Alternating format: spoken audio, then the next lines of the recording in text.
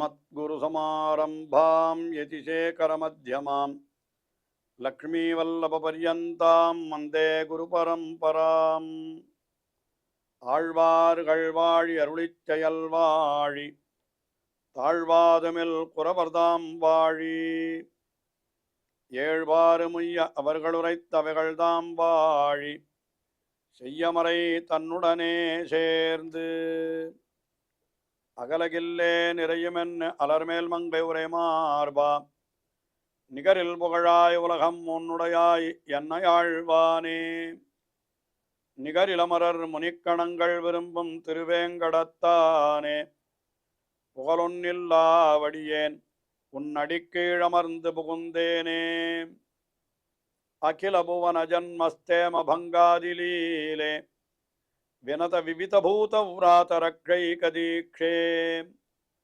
ஸ்ருதிசரசி விதீப்தே பிரம்மணி ஸ்ரீனிவாசே பவது மம பரஸ்மின் சேமுழி பக்திரூபா ஸ்ரீமான் வெங்கடநாதார்ய கவிதார்க்கிககேசரி வேதாந்தாச்சார்யவர்யோ மே சந்நிதத்தாம் சதா ஹிருதி.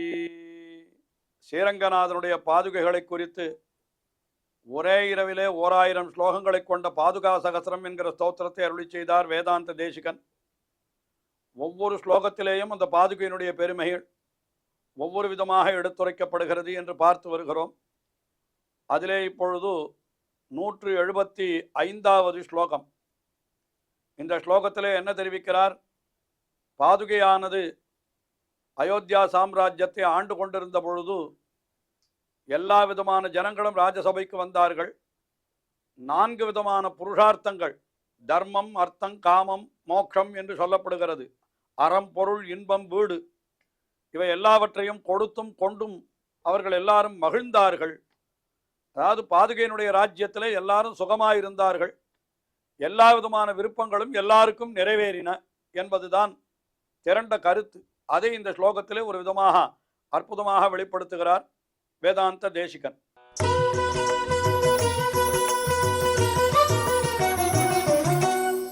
புருஷார்த்த சதுஷ்டயார்த்தீனாம் பரிஷத்தே மகிதா வசிஷ்ட முக்கியைஹி கிரய விக்ரய பட்டணம் பிரஜானாம் அபவத் காஞ்சன பாதுகே ததானீம். காஞ்சன பாதுகே என்னால் பொன்மயமான பாதுகையே. ததானீம், ததானீம் அந்த காலத்தில். எந்த காலம்? நீ ராமபிரானுடைய பாதுகையாக இருந்த நீ அயோத்தியா சாம்ராஜ்யத்திற்கு அதிபதியாக பட்டாபிஷேகம் செய்யப்பட்ட அந்த காலத்திலேன்னு சொல்ற. அந்த காலத்திலே என்ன ஆச்சு? நீ பட்டம் ஒப்புக்கொண்ட சமயத்திலே என்று சொல்றார். அந்த சமயத்தில் பெரிய ராஜசபை நடக்கும். அந்த ராஜசபையில் யார் யாரெல்லாம் இருப்பா என்னால் பரிஷத்தே மகிதா வசிஷ்ட முக்கியைஹி. வசிஷ்டர் முதலான வசிஷ்டர், வாமதேவர், இன்னும் ஜாபாலி, பல முனிவர்கள் அங்கே இருந்தார்கள். அவர்களெல்லாம் முக்கியமானவர் வசிஷ்டர் என்று சொல்லப்படுகிறார். அப்படிப்பட்ட வசிஷ்ட முக்கியைஹி மகிதா பரிஷத்து தே பரிஷத்து, அந்த ராஜசபை இருக்கிறதே, முக்கியமான வசிஷ்டர் முதலான அவர்களாலே அலங்கரிக்கப்பட்டு வழிநடத்தப்பட்டு கொண்டிருக்கக்கூடிய ஒரு பெரிய ராஜசபை அது. அந்த சமயத்திலே அந்த சபையிலே என்ன ஆயிற்று என்னால் புருஷார்த்த சதுஷ்டய அர்த்தீனாம், 4 விதமான புருஷார்த்தங்களை கேட்பவர்கள் அங்கே வருகிறார்கள் என்று சொல்லுகிறார். 4 விதமான புருஷார்த்தங்கள் என்னால் இப்படி சொல்லலாம். தர்மம், அர்த்தம், காமம், மோட்சம் என்று 14 புருஷார்த்தம் என்று அப்படியும் சொல்லலாம். அல்லது பகவத்கீதையிலே சொல்லப்பட்டபடி பார்த்தால் அங்கே என்ன சொன்னான்? சதுர்விதா பஜந்தே மாம் ஜனா சுகிருதுனோ அர்ஜுனா. அப்படி சொல்லுகிற பொழுது என்ன சொல்லுகிறான்? ஆர்த்தோ ஜிஜ்ஞாசுர் அர்த்தார்த்தி ஞானி என்று 4 விதமாக அங்க வேறு விதமாக சொல்லுகிறான். அதாவது இழந்த செல்வத்தை மீட்டு கொடு என்று கேட்பவன், புதிதாக எனக்கு செல்வத்தை கொடு என்று கேட்பவன், எனக்கு செல்வம் வேண்டாம் என்னுடைய ஆத்மாவை நான் அனுபவிக்கும்படியாக பண்ணு என்று கேட்பவன், இவையெல்லாம் எதுவும் வேண்டாம் உன்னையே அனுபவிக்க வேணும், பகவானையே அனுபவிக்க வேணும் என்று வருபவன் என்று இப்படிப்பட்ட புருஷார்த்தங்களை கேட்பவர்கள் என்று அத்தையும் சொல்லியிருக்கிறான் பகவான். அதனால புருஷார்த்த சதுஷ்டய அர்த்தினீனாம் புருஷார்த்த சதுஷ்டய அர்த்தினீனாம் என்னால் 4 விதமான புருஷார்த்தங்களை கேட்கிறாளாம். அப்படிப்பட்ட பிரஜானாம் அந்த பிரஜைகளுக்கெல்லாம் என்ன ஆயிற்று? கிரய விக்கிரய பட்டணம் அபவத்து. கிரய விக்கிரய பட்டணம் என்னால் விற்பதற்கும் வாங்குவதற்கும் உரிய பட்டணமாக அது ஆகிவிட்டது என்று சொல்றார். இது ஸ்லோகத்திற்கு பலவிதமாக நாம் பொருள் கொள்ளலாம். அதாவது ராஜசபைக்கு வந்தவர்கள் என்ன பண்ணுகிறார்கள்? சில பேர் தர்மம் கொடுக்கிறார்கள், சில பேர் தர்மத்தை வாங்கி கொள்ளுகிறார்கள். கிரயம் விக்கிரயம் என்று சொல்லுகிற பொழுது கொடுப்பதும் சரி வாங்குவதும் சரி ரெண்டும் உண்டு அந்த இடத்துல. ஆக அங்க இருக்கிறவர்கள் தங்களிடத்துல அதிகமாக இருக்கிற வஸ்துவை மற்றவர்களுக்கு கொடுத்தார்கள், மற்றவர்களிடத்தில் அதிகமாக இருக்கிற வஸ்துக்களை தாங்கள் பெற்றுக்கொண்டார்கள் என்று பார்க்கிற பொழுது அதையும் பொருளாக கொள்ளலாம். அல்லது ஒரு ராஜ்யத்திலே ராஜா ஆளுகின்ற பொழுது அந்த குடிமக்கள் எப்படி இருக்க வேண்டும் என்றால், உண்மையான ராஜா நல்லவனாயிருந்தால் அவனிடத்துல எப்படி இருப்பார்கள் தெரியுமா? எந்தம்மை விற்கவும் பெறுவார்களே என்று ஆழ்வார் அருளி செய்தபடி, அதாவது நாம் பகவானுக்கும் எம்பெருமானுடைய அடியவர்களுக்கும் எப்படி இருக்க வேண்டும் என்றால் விலைக்கு ஆட்பட்டவர்களாய் இருக்க வேண்டும் என்கிறார். அதாவது விலைக்கு ஆட்பட்டால் எப்படி இருப்பார்கள்? இன்னொருத்தருக்கு தானம் கொடுத்தாலும் அதை கேட்க முடியாது, கேட்காது இருப்பார்கள். நம்மையே கூட ஒருத்தருக்கு விற்கக்கூடிய அதிகாரம் கூட அந்த ஆச்சாரியனுக்கு உண்டு. இதெல்லாம் நிறைய ஆச்சாரியர்களுடைய அனுபவத்திலே நாம் பார்த்திருக்கிறோம். அதாவது முதல்ல ஒரு சரித்திரம் தெரிவிக்கிறேன். திருமலை நம்பி என்பவர் ராமானுஜருடைய மாமா, அதாவது ராமானுஜருடைய சகோதரியினுடைய பிள்ளை தான் ஸ்ரீ ராமானுஜர். இன்னொரு சகோதரியினுடைய பிள்ளை எம்பார் என்கிற ஆச்சாரியர்.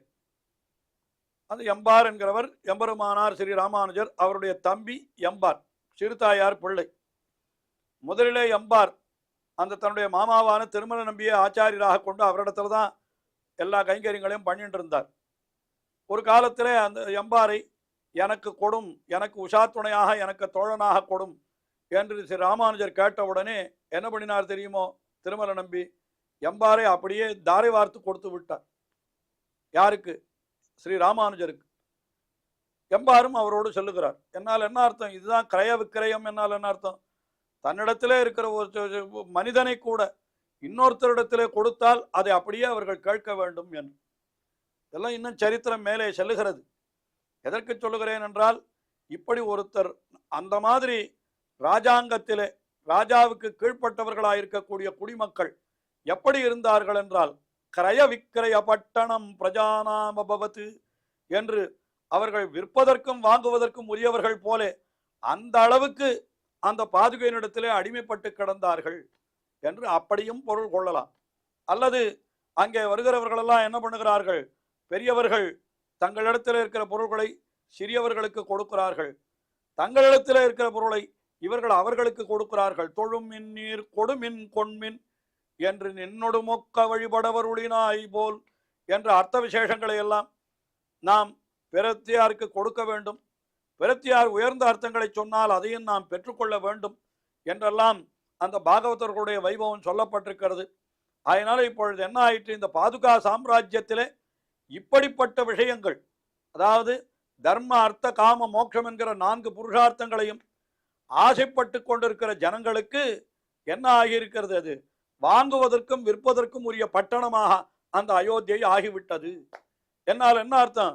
தங்களிடத்தில் இருக்கிற உயர்ந்த ஞானத்தையோ அல்லது வஸ்துவையோ மற்றவர்களுக்கு கொடுப்பதற்கும் அவர்களிடத்தில் இருக்கக்கூடியதை தாங்கள் பெற்றுக்கொள்வதற்கும் உரிய அப்படிப்பட்ட பெரிய சாம்ராஜ்யமாக அது ஆகிவிட்டது என்று இந்த பாதுகா ராஜ்யத்திலே அயோத்தியா பட்டணம் சிறந்து விளங்கியது என்கிற அர்த்தத்தை இந்த ஸ்லோகத்திலே இவ்வாறு நமக்கு தெரிவித்தார்.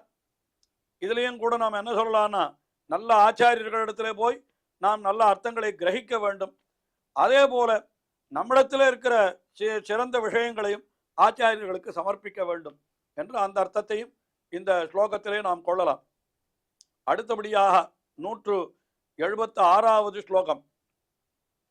இந்த ஸ்லோகத்தில் என்ன தெரிவிக்கிறார்?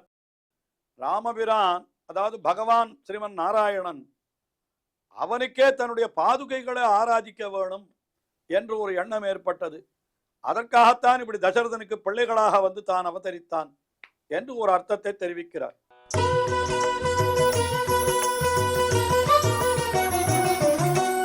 மனுஜத்வதிரோகிதேன சக்யே வபுஷைகேன விரோதினாம் நிராசே அபஜத் பரதாதிபேதமீஷः ஸ்வயம் ஆராதயித்தும் பதாவனித்வாம். பகவான் இருக்கிறானே ஸ்ரீமன் நாராயணன், அவன் என்ன பண்ணினான்? பதாவனி, திருவடிகளை காப்பாற்றுகின்ற பாதுகையே, துவாம் ஸ்வயம் ஆராதயித்தும், தான் நேராக நானே உன்னை ஆராதிக்க வேண்டும் என்று அந்த பகவான் நினைத்தானாம். அதனால என்ன பண்ணினான்? என்னால் தன்னை ஒரு மனிதனாக பிறப்பிக்கப்பட்டு இப்படி வந்தான். வந்து என்ன பண்ணினான்? மனுஜத்வ துரோகிதேன சக்யே, மனிதனாக பிறந்திருக்கிற காலத்திலேயும் வபுஷைகேன விரோதினாம் நிராசே சக்யே, எல்லா விரோதிகளையும் அழிப்பதற்கு தான் ஒருத்தனே போரும். அதாவது உண்மையாக சொல்ல போனால் ராமாவதாரம் எதற்காக? ராவணனை அழிப்பதற்காக. ராவணனை அழிப்பதற்காக ராமன் ஒருத்தன் பிறந்தால் போரும் அல்லவா? எதற்காக 4 பிறந்தார்கள்? அதாவது பகவான் ஒருத்தனே 4 வடிவிலே பிறந்தான் என்றுதான் அது ஸ்ரீராமாயணமே தெரிவிக்கிறது. அதாவது பரதாழ்வான், லக்ஷ்மணன், சத்ருகுனன் எல்லாருமே பகவானுடைய அம்சம்தான். எல்லாருமே பகவானுடைய அம்சம். அப்போ ஒரே பகவான் தன்னை 4ஆக பங்கிட்டு கொண்டு ராமாவதாரத்தில் பிறந்தான் என்று சொல்லுகிறார்கள். எதற்கு 4 பேர் வேண்டும்? ராவணனை தான் ஒருத்தன் தானே அழித்தான். அப்போ தான் ஒருத்தனே பொறுமை, ராமன் மட்டும் பிறந்திருந்தா போறோம்.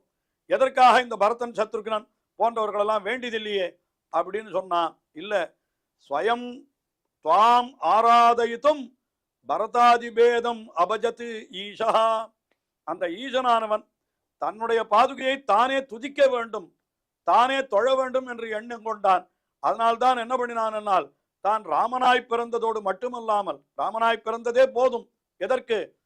மனுஷனாய் பிறந்திருந்தாலும் கூட வபுஷைகேன வபுஷா ஏகேன ஏகேன வபுஷா விரோதினாம் நிராசே சக்யே, ஒரே சரீரத்தை கொண்டு ராமபிரான்கிற ஒரு திருமேனியை கொண்டு மற்ற அரக்கர்களெல்லாம் அழிக்கக்கூடிய சக்தி படைத்தவனாய் இருந்தாலும் கூட என்ன செய்தான் என்னால், அந்த பரதாதி பேதம் அபஜத்து, பரதன் முதலான பேதங்களையும் தான் அடைந்தான். அதாவது பரதனாயும் தானே பிறந்தான். எதற்காக இந்த பிரிவை அடைந்தான் என்றால், அந்த துவாம் ஆராதயித்தும், தாம் ஸ்வயம் ஆராதயித்தும், உன்னை ஆராதிக்கணுமே. ராமபிரான் தன்னுடைய பாதுகையை தானே ஆராதிப்பது முடியாது. அதனால என்ன பண்ணினான்னா, பரதன் என்கிற வடிவை கொண்டு அந்த பாதுகையை தானே ஆராதித்தான் என்று இப்படி எம்பெருமான் என்ன பண்ணுகிறான்? தன்னை தானே பலவிதமாக ஆக்கி கொண்டு அப்படி செய்கிறான் என்று இப்படியாக அந்த பாதுகையினுடைய பெருமையை சொல்லுகிறார். பகவானே கூட தன்னுடைய பாதுகையை ஆராதிக்க வேண்டும் என்பதற்காகத்தான் தானே இப்படி ராமபிரானாய் வந்து அவதரித்ததே போதுமாயிருக்க, அப்படி அதோடு நிறுத்தாமல் பரதன் முதலான வடிவங்களையும் கொண்டது எதற்காக என்னால், இந்த பாதுகையை ஆராதிப்பதற்காகத்தான் என்று அப்படி எடுத்து சொன்னார். அதனால இப்படி எம்பெருமான் தன்னுடைய அவதாரங்களிலே கூட பக்தர்கள் சொன்னபடியெல்லாம் கேட்கிறான் அல்லவா? எதற்காக என்னால், அவர்களையும் தான் கொண்டாட வேண்டும் என்பதற்காக அப்படி செய்கிறான்ங்கிறபடினாலே அந்த அர்த்தத்தையும் சேர்த்து இங்கே நாம் கொள்ளலாம். தொடர்ந்து அனுபவிப்போம். ஸ்ரீயக்காந்தாய கல்யாண நிதயே நிதயேர்த்தினாம் ஸ்ரீவேங்கட நிவாசாய ஸ்ரீனிவாசாய மங்களம். ஸ்ரீமத் சுந்தரஜாமாதிர் முனிமானசவாசினே சர்வலோக நிவாசாய ஸ்ரீனிவாசாய மங்களம்.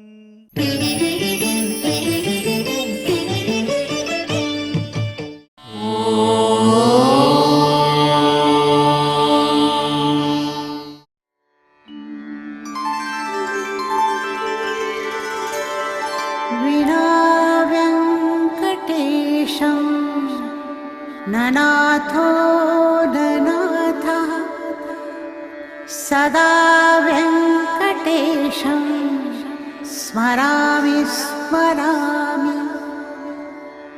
हरे वेङ्कटेश प्रसीद प्रसीद.